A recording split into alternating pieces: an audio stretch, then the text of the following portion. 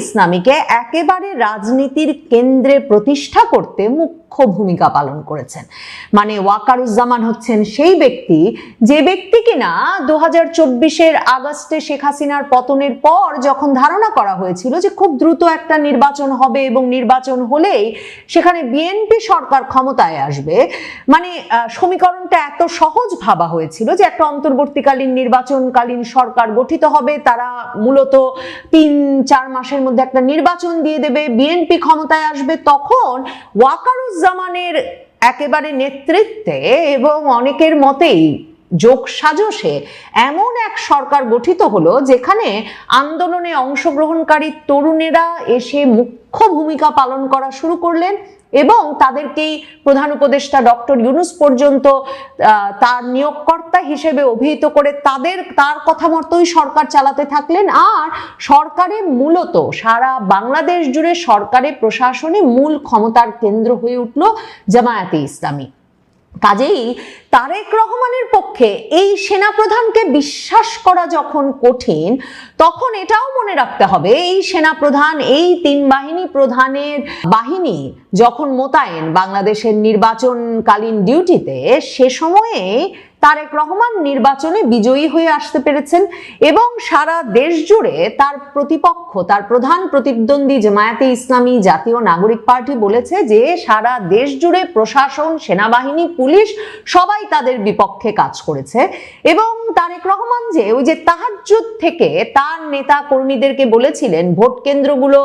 পাহারা দিতে, যখন আগের দিন সন্ধ্যাবেলা থেকেই দেশের বিভিন্ন জায়গা থেকে সিল মারার ভিডিও বের হতে থাকলো, ভোট কেন্দ্র দখল হয়ে যাওয়ার খবর বের হয়ে আসতে থাকলো, তখন শেষ পর্যন্ত এই ওয়াকার বাহিনী, এই সেনাবাহিনীর একেবারে খুবই মানে তাদের সক্রিয় এক রকমের ভূমিকার কারণেই এবং তাদের সক্রিয় ব্যবস্থাপনার কারণেই শেষ পর্যন্ত নির্বাচনটা বিএনপি বের করে আনতে পেরেছে, সে বিশ্বাসও বিএনপি নেতৃত্বের মধ্যে প্রবল। এই ওয়াকারুজ্জামানই কিন্তু আবার সেই ওয়াকারুজ্জামান যার সঙ্গে সাক্ষাৎ করতে মির্জা ফখরুল ইসলাম আলমগীরকে একসময় হয়রান হয়ে যেতে হতো এবং সপ্তাহের পর সপ্তাহ অপেক্ষা করার পর তিনি যখন দেখা করতেন, তারপরেও মাসের পর মাস সেনাবাহিনী থেকে, ওয়াকার বাহিনীর কাছ থেকে তাদের নেতা তারেক রহমানকে লন্ডন থেকে বাংলাদেশে ফিরিয়ে আনার ব্যাপারে কোনো গ্রিন সিগন্যাল পায়নি বিএনপি। অথচ জামায়াতে ইসলামীর আমিরের সঙ্গে এই ওয়াকারুজ্জামানের সম্পর্কটা এতই ঘনিষ্ঠ যে এই ওয়াকারুজ্জামান এমনকি নির্বাচনী জোট করবে জামায়াতে ইসলামী এবং এনসিপি যেদিন এই আনুষ্ঠানিক ঘোষণা এলো দুদলের তরফে, সেদিনও এই ঘোষণা দেওয়ার সংবাদ সম্মেলন করে জামায়াতে ইসলামীর আমির ছুটে গিয়েছিলেন সেনাপ্রধান ওয়াকারুজ্জামানের সঙ্গে সাক্ষাৎ করতে। তবে তারেক রহমান, বিএনপি এটাও বোঝে যে জামায়াতের অত্যন্ত প্রভাবশালী, জামায়াতের সাবেক আমির, জামায়াতের এক গুরুত্বপূর্ণ শীর্ষ নেতা গোলাম আজম পুত্র ব্রিগেডিয়ার জেনারেল আজমি 2024-এর আগস্টের পর থেকে সেনাবাহিনীর ভেতরে জামায়াতে ইসলামী সমর্থক অংশটিকে যেভাবে সংগঠিত করতে চাইছিলেন, কিংবা বাইরে জামায়াতে ইসলামী জাতীয় নাগরিক পার্টি তাদের যে দাবি বা তাদের যে স্বপ্ন ছিল যে একটা মিলিশিয়া বাহিনীর মতো গড়ে তোলার, সারা বাংলাদেশ জুড়ে তরুণদেরকে অস্ত্র প্রশিক্ষণ দিয়ে সেনাবাহিনীর অংশ করা, ওয়াকার না হাসনাত এই স্লোগান তুলে ওয়াকারকে পদচ্যুত করে সেনাবাহিনীতে একটা জামায়াত সমর্থক অংশকে নেতৃত্বে নিয়ে আসা, একটা বিপ্লবী সেনাবাহিনী প্রতিষ্ঠা করা, বিপ্লবী সরকারের অংশ হিসেবে, সেগুলো ঠেকিয়ে দিতে ওয়াকারুজ্জামান যে বড় ধরনের ভূমিকা পালন করেছেন, রাষ্ট্রপতি শাহাবুদ্দিন চুপ্পুকে তার পদে ধরে রাখতে, সংবিধানটা বাঁচিয়ে রাখতে এবং নিজের পদ বাঁচাতে সেনাপ্রধান হিসেবে, সেটাই যে শেষ পর্যন্ত বাংলাদেশকে একটা সংসদ নির্বাচনের দিকে নিয়ে যেতে পেরেছে, তারেক রহমান আবার সেটাও বোঝেন। কাজেই এই ওয়াকার বাহিনী, এই ওয়াকারুজ্জামানের সঙ্গে বিশ্বস্ততার সম্পর্ক হওয়া, কিংবা এই বিমান বাহিনী প্রধান হাসান মাহমুদ খানের সঙ্গে, যিনি কিনা শেখ হাসিনার সঙ্গে তার বিশ্বস্ততম বিমান বাহিনী প্রধান হিসেবে একেবারে সামরিক বিমানে করে শেখ হাসিনাকে দিল্লি পর্যন্ত পৌঁছে দিয়ে তবে বাংলাদেশ ফিরেছেন, এদের সঙ্গে শেখ হাসিনা নিয়োগ করা এই 3 বাহিনী প্রধানের সঙ্গে একটা একটা বিশ্বস্ততার সম্পর্ক গড়ে ওঠা তারেক রহমানের মুশকিল বটে। তবে এই মুহূর্তে আপাতত যে এরা জামায়াতে ইসলামীর নিয়ন্ত্রণ মুক্ত রেখে সেনাবাহিনীকে একটা নির্বাচন বের করে এনে তাকে ক্ষমতায় বসানোর পুরো ব্যবস্থাটা করে দিয়েছেন, সে কারণে এদের প্রতি একটা কৃতজ্ঞতাও আছে। কিন্তু তারেক রহমান যে ওয়াকার বাহিনীকে, তারেক রহমান যে ওয়াকারুজ্জামানকে একটা নিয়ন্ত্রণের মধ্যে রাখতে চান, তার খুশি অখুশি নিয়ে ঠিক ডক্টর ইউনূসের মতোই তিনিও বিশেষ পাত্তা দিতে চান না। তার প্রমাণ হচ্ছে খলিলুর রহমানের নিয়োগ। দেখেন, জাতীয় নিরাপত্তা উপদেষ্টা হিসেবে ডক্টর ইউনূস যখন খলিলুর রহমানকে নিয়োগ দিয়েছিলেন, এই ওয়াকারুজ্জামান তখন 3 বাহিনী প্রধান মিলে, মানে তিনি তো যে কোনো গুরুত্বপূর্ণ আলাপ করতে হলেই বিমান বাহিনী এবং নৌবাহিনী প্রধানকে তার সঙ্গে নিয়ে যান। তখন মে মাসের 21 তারিখে তিনি 3 বাহিনী প্রধান মিলে যমুনায় গিয়ে ডক্টর ইউনূসকে বলে এসেছিলেন যে তারা একেবারে এই বিষয়টাকে অনুমোদন করেন না, যে তাদের কোনো রকম আলোচনা ছাড়া, তাদের সঙ্গে আলোচনা ছাড়া, তাদের অনুমোদন ছাড়া ডক্টর ইউনূস বিদেশ থেকে উড়িয়ে এনে একজন জাতীয় নিরাপত্তা উপদেষ্টা বসিয়েছেন এবং তিনি আশা করছেন সেই জাতীয় নিরাপত্তা উপদেষ্টা সেনাবাহিনীর সঙ্গে একটা সমান্তরাল নিয়ন্ত্রণ ক্ষেত্র প্রতিষ্ঠা করবে। এবং সেদিনই ওয়াকারুজ্জামানরা এটা পরিষ্কার করেছিলেন যে ডক্টর ইউনূস জাতীয় নিরাপত্তা উপদেষ্টাকে যমুনার ওই সভা কক্ষে রাখলে তারা কোনো আলাপ করবেন না, কাজেই তিনি যাতে তাকে বের করে দেন। এবং এরপর কখনো এই জাতীয় নিরাপত্তা উপদেষ্টাকে নিয়ে 3 বাহিনী প্রধানের সঙ্গে আলাপে বসতে পারেন নাই ডক্টর ইউনূস। শুধু তাই নয়, ওয়াকারুজ্জামান তার এই জাতীয় নিরাপত্তার উপদেষ্টার বিষয়ে আপত্তি এরপর 22শে মে সেনা কর্মকর্তাদের সঙ্গে দরবারে পরিষ্কারভাবে বলেন। একদিকে বলেন এই জাতীয় নিরাপত্তা উপদেষ্টাকে যে আরাকানে করিডর দিতে আনা হয়েছে, নো ব্লাডি করিডর, সেনাবাহিনী সেটা কিছুতেই অনুমোদন করবে না। এবং তিনি বলেন এসব বিদেশি নাগরিককে সেনাবাহিনী এবং 3 বাহিনী কোনোভাবেই অনুমোদন করে না। সেনা কর্মকর্তাদের সামনে এমন ঘোষণা জাতীয় নিরাপত্তা উপদেষ্টা সম্পর্কে দেওয়ার পর ওয়াকারুজ্জামান আরো কঠিন বার্তা দিতে ইউনূসের জাতীয় নিরাপত্তা উপদেষ্টা যাতে কখনো বাংলাদেশের সেনানিবাসের ভেতর ঢুকতে না পারেন,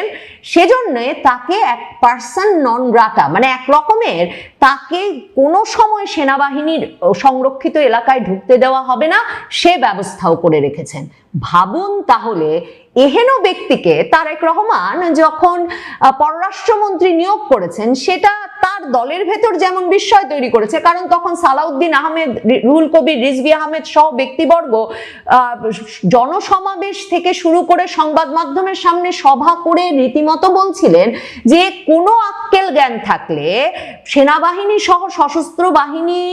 জাতীয় নিরাপত্তা উপদেষ্টা নামের এই বিদেশি লোকের কাছে সকল প্রতিবেদন দেবে এবং রাষ্ট্রীয় গুরুত্বপূর্ণ তথ্য তুলে দেবে, এমন একটা ব্যবস্থা ইউনূস করতেই পারতেন না। এবং বিএনপি তো তখন সংস্থাগুলোর সঙ্গে, মানে এই 3 বাহিনীর সঙ্গে রাজনৈতিক দলগুলোর দূরত্ব সৃষ্টির অভিযোগে রীতিমতো পদত্যাগ দাবি করেছিল এই জাতীয় নিরাপত্তা উপদেষ্টার। কাজেই এই জাতীয় নিরাপত্তা উপদেষ্টাকেই যে তারেক রহমান তার সরকারেও রেখেছেন, সেটা যে তার সঙ্গে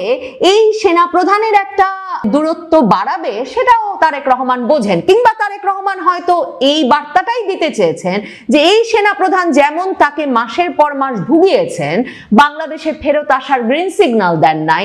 বিএনপি নেতৃবৃন্দের সঙ্গে সাক্ষাতে গড়িমসি করেছেন, বিএনপিকে রাজনৈতিকভাবে বেকায়দায় ফেলেছেন জামাতকে ক্ষমতায়িত করে, তাকেও এখন তিনি এক রকমের কোণঠাসা করে ছাড়বেন। ওয়াকার বাহিনীর ভেতর, সেনাবাহিনীর ভেতর এসব নিয়েই একটা বড় ধরনের অনিশ্চয়তা চলছে বিএনপি সরকার ক্ষমতায় আসবার পর থেকেই। ওয়াকারুজ্জামান কি থাকতে পারবেন? কারণ খলিলুর রহমান, ডক্টর ইউনূস তারা সেই 2025-এর ফেব্রুয়ারি মার্চ যখন হাসনাত আব্দুল্লাহরা বেরিয়ে এসে ফেসবুকে স্ট্যাটাস দিয়ে বললেন সেনাপ্রধান ওয়াকারুজ্জামান আওয়ামী লীগকে পুনর্বাসন করতে চান ভারতের প্রেসক্রিপশনে, তখন থেকে সেনাপ্রধান পরিবর্তনের চেষ্টা করে আসছেন। তাদের পছন্দ ছিল লেফটেন্যান্ট জেনারেল কামরুল হাসান, যিনি প্রধান উপদেষ্টার দফতরের সশস্ত্র বাহিনী বিভাগের পিএসও হিসেবে কাজ করছেন। কাজেই এই সব মিলিয়ে ওয়াকারুজ্জামান জানেন যে সেই 2027 পর্যন্ত তার যে পদ, সেনাপ্রধান পদে তার যে থাকার কথা, সেটা কতটা টালমাটাল অবস্থায় আছে এখন। কাজেই নতুন সরকার হয়তো এই তিন বাহিনী প্রধানকে, বিশেষ করে সেনাপ্রধান ওয়াকারুজ্জামানকে কোনো একটা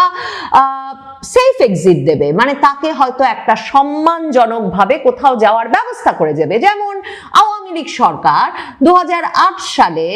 ক্ষমতায় আসবার পর মঈনু আহমেদ সহ সেনা কর্মকর্তাদের, উচ্চপদস্থ সেনা কর্মকর্তাদের জন্য ব্যবস্থা করে দিয়েছিলেন দেশ ছেড়ে নিরাপদে চলে যাওয়ার, পুরো 1-11 সরকার পরিচালনায় নানা কাণ্ডকীর্তিতে যুক্ত হয়ে পড়ার কারণে। কাজেই তারেক রহমানের সঙ্গে আসলে ওয়াকারুজ্জামানের এরকম নানা আলাপি আছে। এরপর ব্যারাকে কবে ফিরবেন? ওয়াকারুজ্জামান সংবাদ মাধ্যমকে জানিয়েছেন যে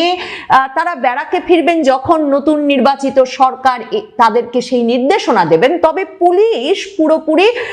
সক্ষম হয়ে ওঠার আগ পর্যন্ত সেনাবাহিনীর একটা অংশ রাজপথেই থাকবে, মানে ডিউটিতেই থাকবে। তার মানে একটা লম্বা সময় তারেক রহমান সরকারও কিন্তু সেনাবাহিনীকে বেসামরিক ডিউটিতে বা আইন শৃঙ্খলা রক্ষার কাজে নিয়োজিত রাখার কথা ভাবছে, সেটা পরিষ্কার। তারেক রহমান প্রথম ভাষণে বলেছেন জুয়া এবং মাদক নিয়ন্ত্রণ